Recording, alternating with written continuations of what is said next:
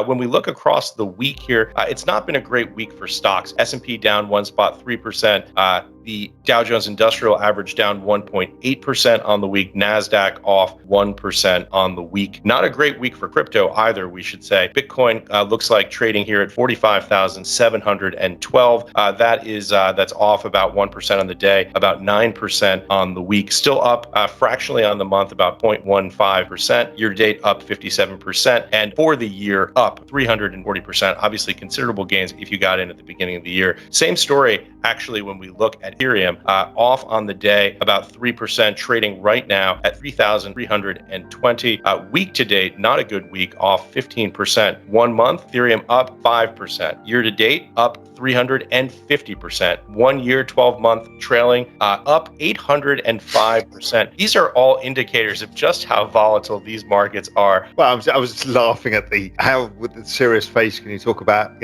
asset prices like the S&P up 42%, whatever it is, and then suddenly like Ethereum up 800 and whatever percent. I mean, it's unbelievable. But it's looking at those crypto markets, they're volatile as we know. For me, they've all been following pretty much the pattern since that I've been looking at, which is that Ethereum now is following Bitcoin's pattern in 2017. Bitcoin now is following Bitcoin 2013. Solana's following Ethereum in 2017. It's weird. They're all so similar to previous network effect phases. Yeah. They're just in different phases. And these kind of corrections are pretty normal. I still think it's all to play for the end of the year. I think we'll see a huge run up in this stuff. Yeah, it's following the same curve as you suggest. Obviously, this is a thesis that you came out with in the exponential age, mapping out the rate of growth of wallet addresses compared to price. Correlation seems to be holding broadly across the board here. Yeah, I mean, I was even expecting that we should see Ethereum having this kind of 20% correction. It should be a few days and then should rally again, because that's pretty much what Bitcoin did in 2017 after it had its corrective phase, got near the high, kind of failed at the high, and then rocketed higher. So it's it all rhymes a lot. And once you put it in that perspective, everyone can just relax. All right, Rob, before people yell at us, before we get into crypto, let's talk a little bit about what's happening in capital markets. Obviously, a 7th-month-long rally here going on in U.S. equities, a central bank that keeps threatening to pull away the punch bowl. I know we have a lot to talk about with crypto, but let's scratch the macro itch. What are you thinking when you look at that? I've been saying the same thing for 2 months, 3 months now on Daily Briefing, is the U.S. economy is slowing. The Fed is going to taper potentially into a slowdown, and they will pivot. This is, myself, David Rosenberg, Jim Bianco, I think Darius Dale. There's a whole bunch of us saying the same thing. It would be weird to tighten. I think the rate of growth of balance sheet will go to zero as they kind of slow down, and then they will have to expand the balance sheet. I look at the Citibank Economic Surprises Index, also known as the SESI, and I've been talking about this for a few months now, saying it's going to cross zero, and that means that the economic indicators are coming out, economic data is coming out weaker than forecast. It is now currently at negative 68, so it's firmly negative and should keep going for a while longer. So that tells you that the people are over enthusiastic with the rate of growth of the US economy, and I think we will end up seeing that play out. But step back, as I always encourage people to do, and I'm looking at the chart of 10-year bond yields. They've gone nowhere for 2 months. They came off a lot earlier in the year as people they over extrapolated the inflation trend, and bond yields have been trading sideways at around this 133, 134 level for a long time. The dollar, the other 10-year treasury is correct. The dollar, the other big macro variable, flat as a pancake over the same period of time. Gold not managing to do much, and the equity market has been grinding higher, but really it's not been a very macro world out there right now. I think we're at an inflection point.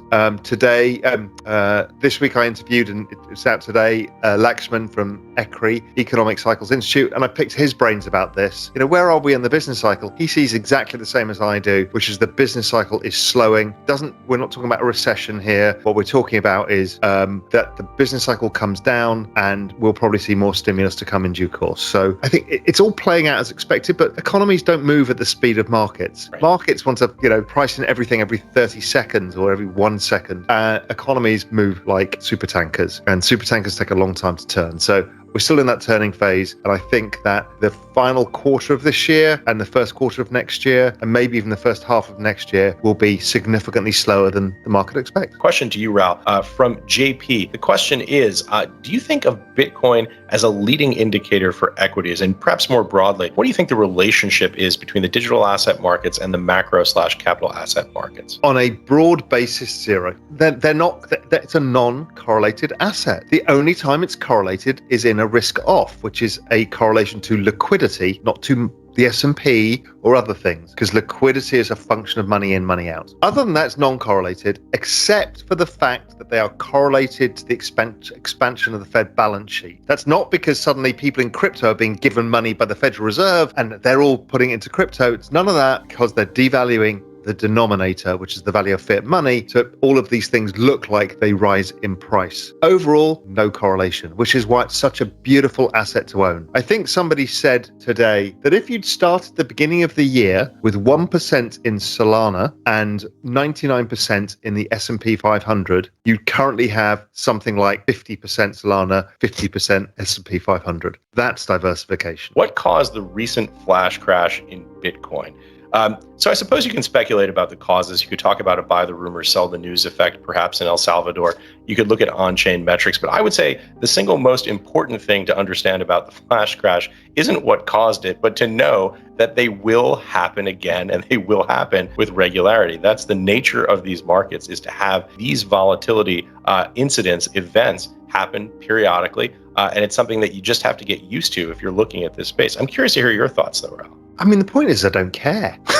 Not about price. I just looking for a reason after something happened for something that happened is CNBC.